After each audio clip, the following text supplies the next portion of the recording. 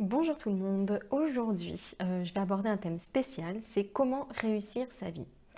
Alors c'est vraiment une question très générale, hein, c'est un souhait qu'on partage toutes et tous plus ou moins, mais il n'y a pas vraiment un mode d'emploi. Donc réussir sa vie, d'après moi, qu'est-ce que c'est? C'est vivre une vie qui, au moment de partir, ne nous laisse pas de regrets. Voilà, je pense que c'est un bon angle pour aborder cette question. Je suis aussi convaincue qu'il n'y a pas un mode d'emploi tout fait pour réussir sa vie, mais plutôt une infinité peut-être de réponses, autant qu'il y a d'êtres sur cette terre.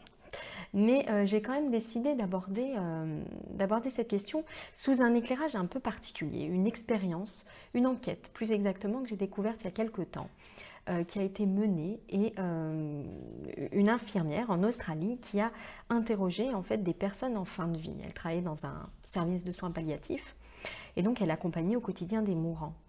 Et en fait, j'ai trouvé cette démarche vraiment passionnante parce que qui est capable de dire finalement s'il réussit ou non sa vie? Enfin, je trouve que le moment où on arrive en fin de vie, notre vie est derrière nous, on a un recul qui est énorme, une sagesse. Notre sagesse est à son plus haut niveau. On a du recul, on a également du détachement parce qu'on n'a plus d'attente et on a vraiment un regard passionnant en fait sur sa vie, vraiment intéressant, dénué donc de toutes ces choses.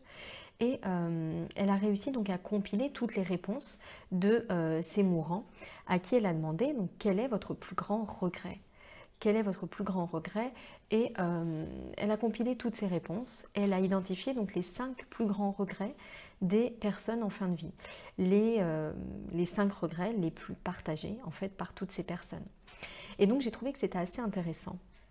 Parce que comment réussir sa vie? Est-ce que finalement ce ne serait pas ça? Partir de ces 5 regrets les plus partagés. Alors, c'est une généralité, c'est une norme, mais il y a forcément des choses qui nous correspondent. Bon, à moins d'être totalement particulier et unique, on est tous uniques, mais je veux dire, il y a forcément des choses à retenir et à apprendre de ces regrets. Donc l'idée, réussir sa vie, ce serait peut-être ça, c'est voir quels sont les regrets les plus souvent émis en fait par ces personnes en fin de vie, et puis simplement essayer de ne pas les avoir en mettant en place des petites choses au quotidien pour les contrer. Alors, premier grand regret exprimé par ces personnes en fin de vie, c'est j'aurais aimé avoir le courage de vivre la vie que je voulais vraiment et pas celle que les autres attendaient de moi. C'est une thématique que j'aborde souvent dans le blog. Réussir sa vie, c'est d'abord réussir à être soi. Donc réussir à revenir régulièrement à soi-même, à se défaire progressivement des conditionnements, des influences de nos parents, de la société en général, des enseignants qu'on a pu avoir, de la société, donc de manière globale. C'est vraiment, d'après moi, prendre l'habitude de faire des petites pauses en tête à tête avec soi-même, 10 à 15 minutes par jour, et d'essayer de revenir à ce qui compte vraiment pour soi. Par exemple, à pratiquer la méditation qui consiste vraiment à s'accueillir, à observer ce qui se passe en soi, donc à revenir à être totalement présent à ce qu'on est en profondeur. C'est pas simple parce qu'il faut se détacher en fait de plein de couches qui s'ajoutent. En fait, on a du mal des fois, on s'est un petit peu perdu. Et voilà, donc c'est un travail un petit peu long, mais passionnant. Et revenir à soi-même, ça peut être également chercher ce qui a du sens pour nous. Quelles sont nos valeurs, quels sont nos talents, quelle est notre mission de vie, qu'est-ce qu'il faudrait qu'on fasse dans la vie pour s'accomplir un maximum. Voilà, je pense que c'est vraiment un premier pilier passionnant pour ne pas regretter d'avoir vécu une vie un petit peu à côté de nous-mêmes, à côté de la plaque. Deuxième grand regret exprimé par ces personnes en fin de vie, c'est j'aurais dû travailler moins. Alors ça, c'est quelque chose de... il y a deux choses. Bon, il y a cette phrase, cette citation de Confucius que j'aime beaucoup, qui dit, je vais peut-être un petit peu l'écorcher, je suis désolée, mais en gros, fais un travail que tu aimes et tu n'auras pas travaillé un seul jour de ta vie. Donc évidemment, quand on fait un travail qui nous passionne, quand on vit de sa passion, travailler moins n'est pas forcément une solution, ce n'est pas forcément un souhait, ce n'est pas forcément un besoin. Donc bien sûr, il y a deux poids, deux mesures, mais de manière générale, je crois que cette réflexion est très intéressante à avoir. De quoi est-ce que j'ai réellement besoin au quotidien? Et de combien ai-je besoin pour satisfaire ces besoins? L'idée, c'est vraiment de trouver cet équilibre entre nos besoins matériels et le travail qu'on va devoir fournir pour les satisfaire. Parce que sinon, on est pris dans une course. Travailler plus pour gagner plus, pour acheter plus de choses qui nécessitent plus d'entretien, donc travailler plus pour gagner plus, pour avoir plus de choses, etc. On est pris un petit peu dans un cercle vicieux. Donc ce regret, j'aurais dû travailler moins, pourrait donc vous inciter à essayer de réfléchir à ce juste équilibre et à vous poser cette question.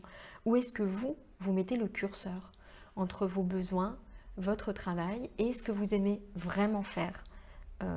Passer du temps avec vos proches, prendre soin de vous, etc. Troisième regret exprimé par les personnes en fin de vie, c'est « j'aurais aimé exprimer davantage mes sentiments ». Alors c'est vrai que souvent on nous apprend un petit peu à être pudique. Bon, en tout cas c'est l'éducation que j'ai reçue. Et puis bon, on n'aime pas trop déranger en société non plus, hein, donc souvent on enfile un petit peu un masque, etc. Comment dire, on se pastélise, quoi, entre guillemets, on se décolore un petit peu, on essaie de ne pas sortir du lot. Et du coup, on n'est pas trop habitué en fait à dire clairement ce qu'on pense, clairement ce qu'on ressent. On n'ose pas dire, même des fois aux personnes qu'on aime, qu'on les aime, ça nous met presque mal à l'aise. Je trouve que pour contrer, en fait, pour ne pas avoir ce regret plus tard, quelque chose que je trouve très intéressant, il y a deux choses. Déjà, la communication non violente. Je trouve que c'est vraiment une approche qui est passionnante parce que c'est une technique de communication, mais même plus que ça. C'est vraiment un art de vivre, on va dire, qui consiste à déjà s'accueillir soi-même avec bienveillance, avec écoute, et puis ensuite à développer une méthode de communication bienveillante, empathique, et donc à améliorer, à vivre en harmonie vraiment avec les autres. Je trouve intéressant de se pencher sur cette communication non violente parce qu'elle nous invite à exprimer vraiment ce dont on a besoin et quelles sont nos demandes et à pas attendre que les autres devinent en fait ce qui se cache en nous. Et puis autre chose que je trouve intéressant, c'est de pratiquer la gratitude. Pratiquer la gratitude, c'est aussi une manière de s'exercer à dire merci aux personnes qui nous ont rendu service, aux personnes qui comptent pour nous. Voilà, c'est d'apprendre également à exprimer ses sentiments. Quatrième regret, j'aurais aimé garder le contact avec mes amis. Bien sûr, donc on est toujours dans cette course, on travaille beaucoup, on n'a pas forcément trouvé l'équilibre travail, besoin, loisir. On est pris dans une course au quotidien et parfois on passe vraiment à côté de ce qui compte pour nous. Prendre du temps pour soi également, mais c'est aussi créer et entretenir de bonnes relations avec les autres. Moi j'aime beaucoup cette phrase de Walt Whitman qui dit « J'ai compris qu'être avec ceux que j'aime me suffit ». Ça paraît totalement évident, voire un petit peu niais, mais en fait cette personne-là elle est passée par énormément de phases de recherche, de réflexion pour en arriver à cette petite leçon de vie, en fait, cette compréhension qu'il a eue à un moment donné de sa vie. On a souvent la tentation de reporter notre bonheur à plein de choses. Je serais tellement heureuse quand j'aurais changé de travail, je serais tellement heureuse quand j'aurais acheté une maison, etc. Et il ne faut pas oublier l'importance sur notre épanouissement d'avoir de bonnes relations avec les autres. Tout simplement, ça a été maintes et maintes fois prouvé par la psychologie positive qu'il y a une vraie source d'épanouissement dans la générosité et la compagnie des autres. Et cinquième regret, communément partagé par les personnes en fin de vie dans cette enquête incroyable qui a été menée, c'est « j'aurais aimé m'accorder un peu plus de bonheur ». De manière générale, réussir sa vie sans s'accorder le droit d'être heureux, c'est pas possible. À un moment donné, il faut prendre son courage à deux mains et accepter que quelque chose de mieux est possible. En tout cas, qu'autre chose est possible. Remettre à plat un petit peu ce qu'on sait, ce qu'on croit savoir, son éducation, revoir la hiérarchie entre ses droits, ses obligations, ses aspirations profondes. C'est vraiment prendre le temps, une fois de plus, de revenir à soi pour se poser ces questions essentielles. Qu'est-ce qui me fait vibrer au quotidien ? Quand est-ce que je me sens profondément vivre? Qu'est-ce qui me rend vraiment heureuse? Voilà, se poser ces questions pour savoir simplement dans quelle direction aller. Alors, il y a tous les trucs validés par la psychologie positive, sourire, jouer, la générosité, l'investissement, etc. Il y a plein de choses, la gratitude, qui ont été prouvées. Donc là, vous savez que ça marchera pratiquement à coup sûr Maintenant, il y a vous également. Et prendre le temps de cette réflexion sur ce que vous aimez, ce qui compte pour vous, je crois que c'est vraiment indispensable. Donc, accordez-vous ce droit au bonheur. Voilà, n'attendez pas qu'il soit trop tard, comme la majorité de ces personnes en fin de vie. Voilà, j'espère que cette approche de comment réussir sa vie vous a plu, que ça vous a donné des idées, que ça vous a donné envie de faire quelque chose et de vous construire une vie qui vous ressemble un peu plus. Si vous avez aimé cette vidéo, vous pouvez la commenter, l'aimer, la partager, etc. Ça me touche toujours beaucoup. Je vous souhaite une belle fin de journée. Je vous donne rendez-vous très vite pour une nouvelle vidéo.